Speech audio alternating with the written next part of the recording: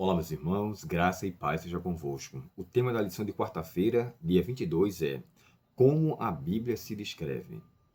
Nós falamos bastante sobre esses dias, sobre a palavra de Deus, o que ela causa, o seu propósito, mas hoje vamos tratar como a maneira que ela se descreve. E o autor colocou aqui o mesmo verso para memorizar, que está em Hebreus capítulo 4 e o verso 12, quando fala que ela é viva e eficaz. Falamos sobre essa expressão viva, sobre a sua eficácia, sobre o seu propósito, falamos sobre o poder transformador que ela tem. Mas esse verso 12 do capítulo 4, ela se descreve como viva, eficaz, mais penetrante que espada de dois gumes, atinge dentro do ser da pessoa. Porém, o autor colocou também aqui um outro texto que nesse eu quero me demorar, que é o Salmo 119, verso 11. Na tradução atualizada de João Ferreira de Almeida, diz assim: escondi a tua palavra no meu coração para não pecar contra ti. Só que na minha tradução NVT tem a expressão guardei. E o guardar simplesmente não quer dizer algo como esconder algo comum, mas é entesourar, guardar algo precioso. É como se você estivesse guardando um tesouro, na verdade. E Davi, quando ele faz essa menção, ele faz com um propósito salvífico. Ele faz com o propósito de não pecar novamente. Eu não pesquisei, irmãos, se esse Salmo 119 ele foi escrito após a queda de Davi em relação a Betseba e a morte de Urias, ou foi depois. É bem provável que tenha sido antes, ou, claro, pode também ser depois. Eu, quando falo assim, é bem provável, porque ele fala muito sobre isso. Se ele fala muito sobre isso, essa possibilidade de não conhecer o pecado em sua essência tenha sido depois. Assim como o Salmo 32, Salmo 51, que foram escritos após a queda dele em relação a Batseba e Urias, esses dois salmos, tanto o 32 fala sobre confissão do pecado e o 51 fala sobre uma pessoa renovada, transformada. É no Salmo 51 e o verso 10 que você conhece a expressão quando é dito rapaz, agora me deu um branco. O 32 fala: confessei-te meu pecado e a minha iniquidade não encobri. E o Salmo 51, ele chega a dizer: cria em mim. Obrigado, Papai do Céu, que eu lembrei. Ele fala assim: cria em mim, ó Deus, um coração puro e renova um espírito inabalável. Ou seja, o Salmo 51, Davi suplica em cântico uma pessoa transformada, que ele recrie nele diferente. E esse salmo foi de fato escrito depois da queda dele com Batseba. Já o Salmo 119 eu não tenho como dar com uma precisão. Eu não pesquisei sobre o período que ele foi escrito. Mas independente se foi antes ou se foi depois, o que importa é a dignificação que ele dá à Bíblia. É no Salmo 119 que também é dito: a lâmpada para meus pés é a tua palavra.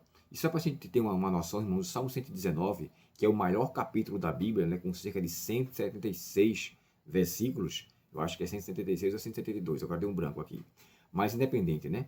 Ele fala muito sobre palavra, preceito, mandamento, lei, ordenança, sabe? Todos essas cinco palavras se tornam sinônimas no sentido de que todas são significação da palavra de Deus. Claro que em contextos diferenciados, mas aqui ele fala assim, ó: como conservará o jovem puro o seu caminho? O Salmo também 119, eu acho que o verso 8.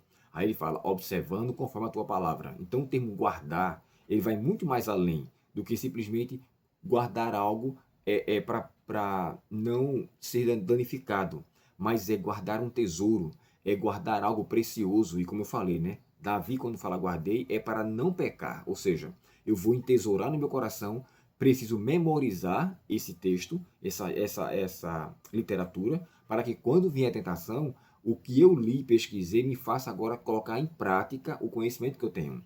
Lembra que o próprio Deus colocou Adão e Eva no jardim para o cultivar e o guardar, ou seja, para torná-lo um precioso presente. E esse precioso fosse tão grande que ele não deixasse para trás. Lamentavelmente, Adão e Eva perderam essa grande dádiva de Deus ao desobedecerem a sua palavra. A palavra de Deus era clara: não comereis. Satanás chega para lá e diz: é certo que Deus disse? Aí ele faz ali uma contrafação na palavra de Deus para induzi-los a pecar. Uma coisa que eu quero deixar claro: sempre Satanás vai colocar em dúvida o que você sabe da palavra de Deus, para que nessa dúvida você comece então a usar a lógica. E ao usar a lógica, você descredencia a Bíblia. Você tira o crédito que ela tem, a importância que ela tem, o peso que ela tem.